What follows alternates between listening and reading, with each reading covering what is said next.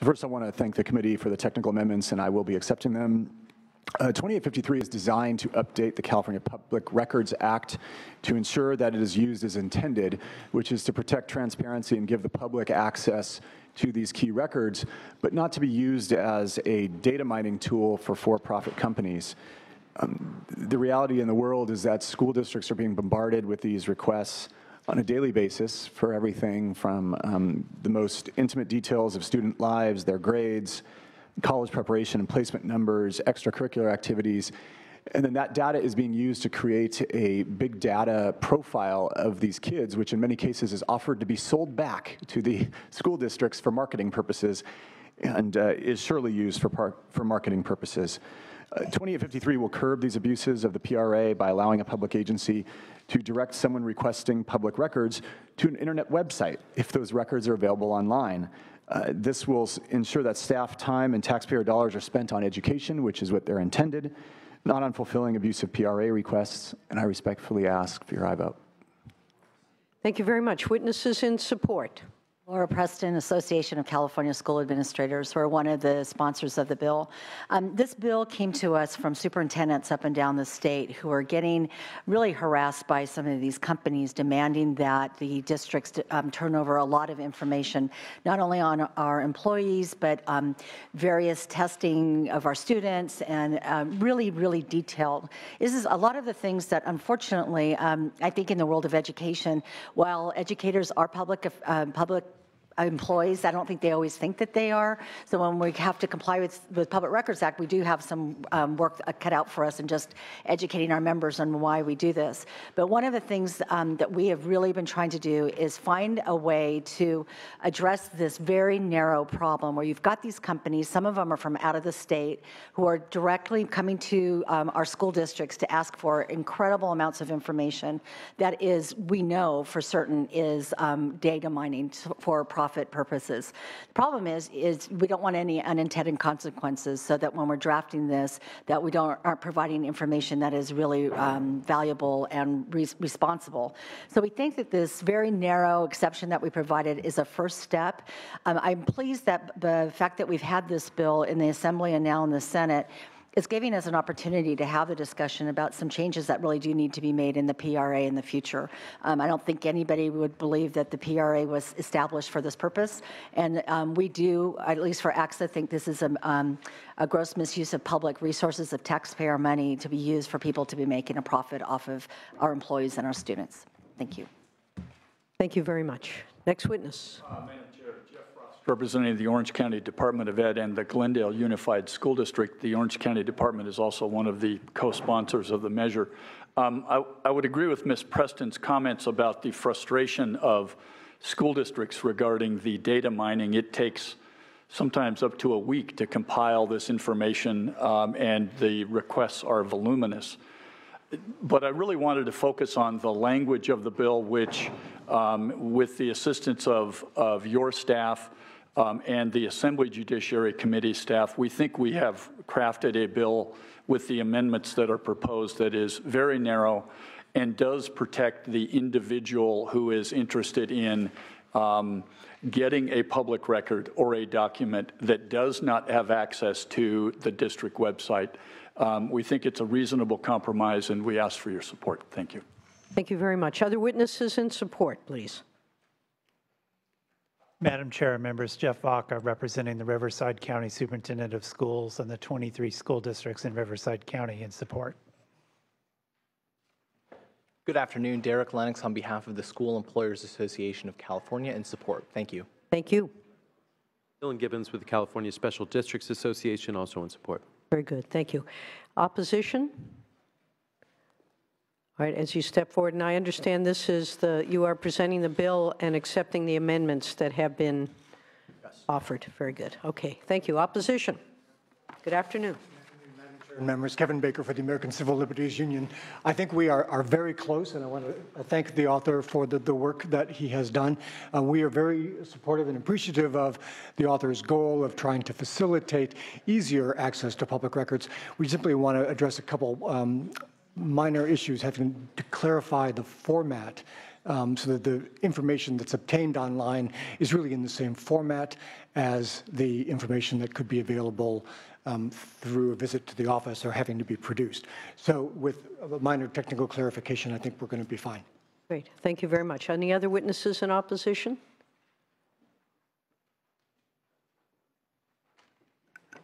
Good afternoon, Danielle Kando Kaiser. On behalf of the Electronic Frontier Foundation, I will echo my colleague from the ACLU's comments that we thank the staff members for working very diligently on our concerns. We still remain opposed unless amended. Our concerns have to do with the length of time that it would take for individuals to get those records that they have requested. The 10-day waiting period is a matter that we are still discussing with staff. Thank you.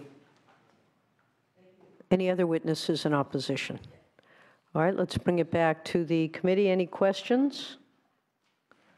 Senator Morlock. County treasurer, we had people working full-time taking phone calls, and after we did a little analysis, we found that most of the calls were coming from industry. So instead of taxpayers, so we said, what can we throw on the web so they can look at as much as they can without calling all the time, all these escrow companies and stuff. But are we talking about putting like the general ledger or the cash disbursements journal or the checks on the web so you can just have access to the accounting of the district? I'm not sure if districts will do that. I suppose they could if they wanted to. The practice in the industry that has become the problem is not people seeking financial records so much as it is, this is a real PRA request from a data mining company. It asks for the grades issued for every student within every class, plus their year, the ethnicity of the student, the gender of the student, the course name, whether advanced placement classes were offered to the student, the number of career counselors that talked to that student, the number of computers that student had access to. And what they're trying to do is create this profile. And you can actually identify a student. When you get enough data points, you get 50 data points, you can identify who that student is. You can buy their email address from another thing. And from free records that you get from the school, you will know that this student is a 18-year-old Italian-American who got a 4 in his AP biology exam. And you can target him with targeted marketing. And that's what these companies are seeking to do. Problem is they're also threatening to sue the schools if they don't get the records within 10 days in hard copy form, which is. Thank you, Assemblyman Gatto. That helps, because I just had a presentation by an organization that goes through all the accounting of school districts, and with Governor Kasich in Ohio, they've just been doing some incredible transparency that Senator Hertzberg would just be excited about. But they could go through the general ledger and they could show every pizza place that was used for staff parties, you know, and how much this. So that kind of data was just fascinating. I did not even imagine in my accounting brain that they would be going after that kind of stuff. So I appreciate your answering the questions. Thank you, Madam Chair. Thank you. Good. Any other questions? I assume you'd like an aye vote? Or I would appreciate that. Thank you. Very good. Do we have a motion? I'll move it. Moved by Senator Morlock. Please call the roll. The motion is due pass as amended to Senate Appropriations. Jackson? Aye. Jackson, aye. Morlock? Aye. Morlock, aye. Anderson? Aye. Anderson, aye. Hertzberg? Aye. Hertzberg, aye. Leno? Monning? Aye. Monning, aye. Wojciechowski? All right, that bill has 5 votes. We'll leave it on call. Thank you very much, Assemblymember. Next, Assemblymember Gordon. And Assemblymember Gordon has file item 17, AB 2101. Good afternoon, sir. Good afternoon, Madam Chair. Let me begin by thanking the committee staff for working with my office on this bill, and I will be accepting the committee's amendments that are outlined in the analysis. Thank you. AB 2101 would create a pilot project that would temporarily add impaneled jurors to the list of persons subject to reasonable monetary sanctions for violations of lawful court orders done without good cause or substantial justification. This would apply in both criminal and civil cases. The Judicial Council of California would be tasked under this pilot to solicit the participation of a representative sample of courts based on size, geography, and other factors as identified by the Judicial Council. The Judicial Council would also be required to conduct an evaluation on the use of the pilot program and report the results to the governor and the legislature on or before January 1st, 2021, with the pilot set to sunset a year later on January 1st, 2022. Now, currently, there are many forms of juror misconduct that can take place during a trial. These include discussing a case with other jurors, talking with members of either party of a case, researching evidence outside of the court, and more recently, the rapidly increasing use of social media to discuss the case. Social media use by a juror about their specific case is not only a violation of lawful court orders, but can also jeopardize the integrity of court cases, and in some instances has resulted in mistrials of cases, as well as verdicts that were challenged or overturned. Currently, the only sanction for juror misconduct is to find that juror in contempt of court. This is an action that can delay the judicial process until the contempt matter is resolved.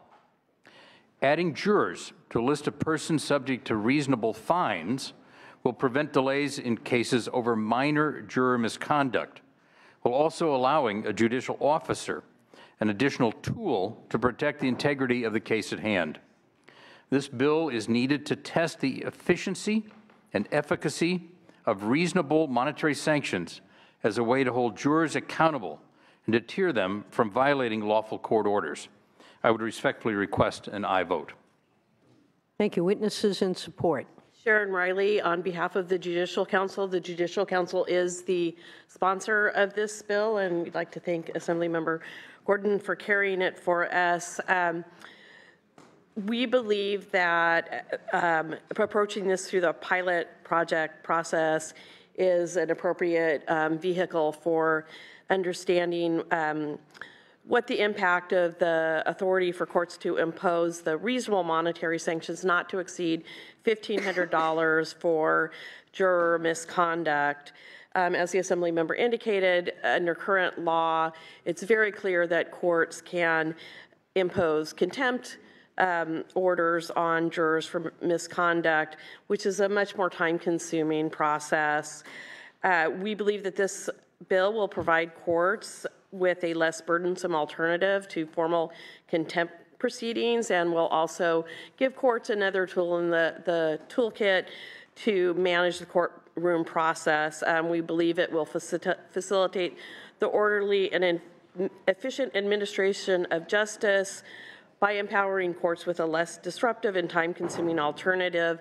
At the same time, the Judicial Council is tasked with reporting back to the legislature and the governor on how the pilot project worked, and so that information will be available for further consideration by the legislature. And as the Assembly member indicated, juror misconduct can have real and substantial consequences. There was a recent case, for example, where a juror did use social media to do further investigation on an issue that the juror was interested in. At the trial court level, the court held that it, while improper, it didn't result in harm to the trial. But at the appellate court level, the appellate court found, no, when a juror goes out and does this sort of additional research, there's a presumption that there's harm. And so it was reversed. That results in additional costs to the courts.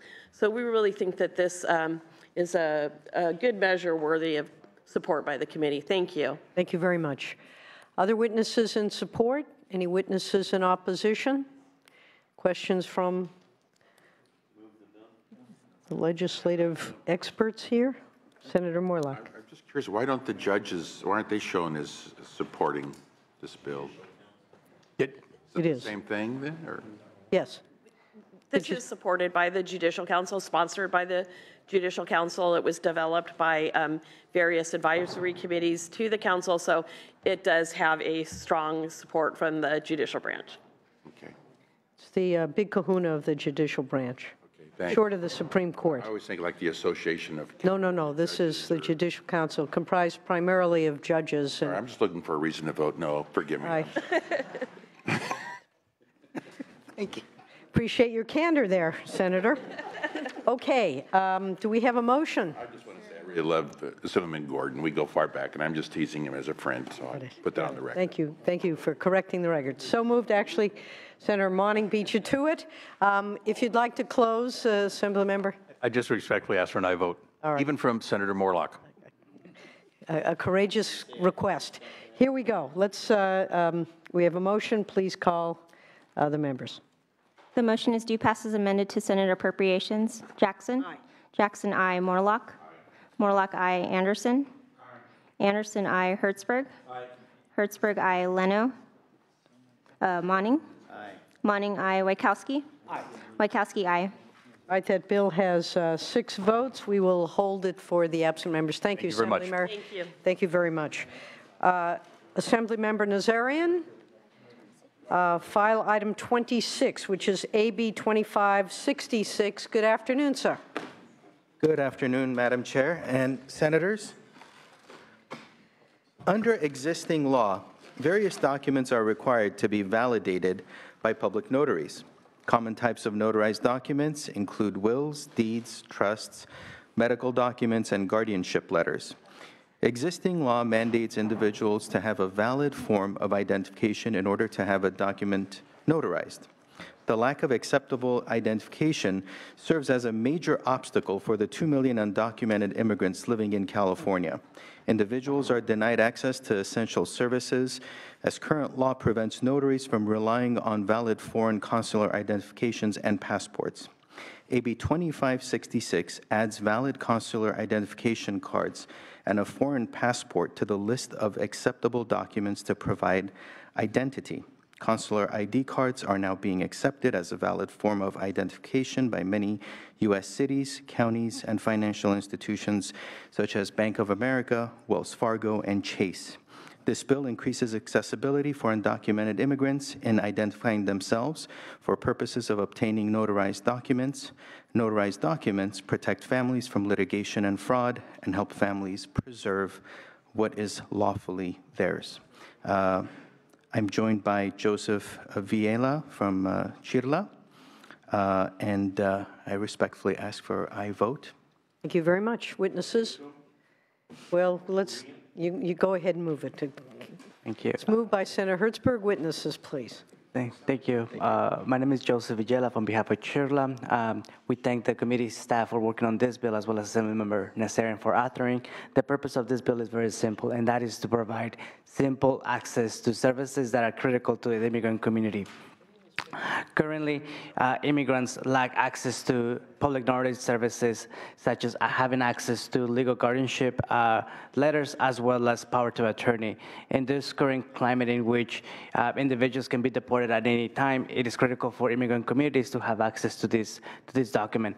This bill allows public notaries to reasonably rely on valid consular identification as well as foreign passports in order for them to get these services. According to the University of Southern California, more than half of the population who is undocumented in our state have lived in our state for more than 10 years. And 1 out of 6 children in California has an undocumented parent. Based on these demographics, it's critical that this population have access to these services. And for that reason, we respectfully ask and I vote on this bill. Thank you. Thank you very much. Other witnesses in support? With the California Immigrant Policy Center. In support. Thank you. Petin on behalf of MALDEF, also in strong support. Very good. Any opposition or any other witnesses in support? Any opposition? Seeing none, any questions from the members? Senator Morlock. Thank you, Madam Chair. Just a similar question on another bill on our agenda by Assemblyman Hadley. It's AB 2217. They have the endorsement of the American Association of Notaries, the American Society of Notaries, the National Notary Association. I was just curious, why if my briefing doesn't show those organizations as supporting this bill? I'm just curious. I like a simple approach. I don't necessarily look for validation.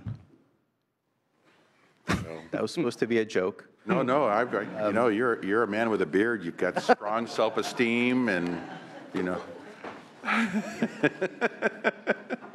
Honestly, maybe Joseph can answer that question.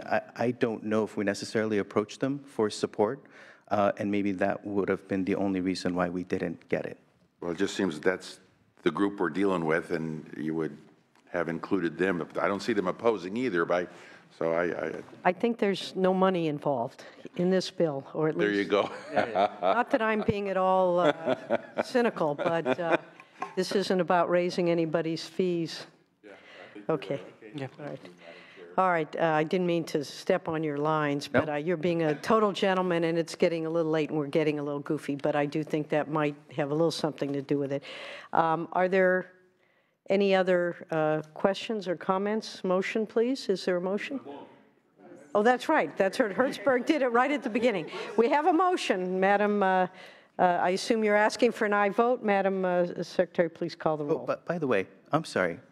I just would like to take 1 minute and recognize the wonderful work of Salvador Robles, who's my fellow for this year, who worked on this bill. So thank you very much to Salvador. Thank you very much. Support from Chirla as well. Great.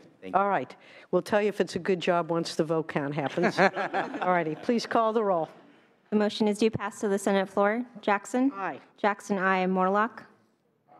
Morlock, aye. Anderson? Aye. Anderson, aye. No, I'm a no. Sorry. I apologize. Oh. I don't know. Anderson, no. Hertzberg? Aye. Hertzberg, aye. Leno? Monning? Aye. Monning, aye. Wachowski? Aye. Wachowski, aye. All right, we're going to take a moment and thank you, Assembly Member. That bill has 5 to 1. We'll leave the roll open. I note that Mr. Ridley Thomas did just leave. He's back, but I'd like to accommodate one of our colleagues here. And so what I'd like to do is go back. We're going to call the roll one time on the items that are still left open. Let's start, if we could, with the consent calendar. We have 18 items on the consent calendar. Madam Secretary, please call the absent members. The vote count is 6 to 0 at this point. Hertzberg? Aye. Hertzberg, aye. 7 votes that the consent calendar is out. Go ahead, file item 2. The current vote count is 4 to 2. That is due pass the Senate floor as amended.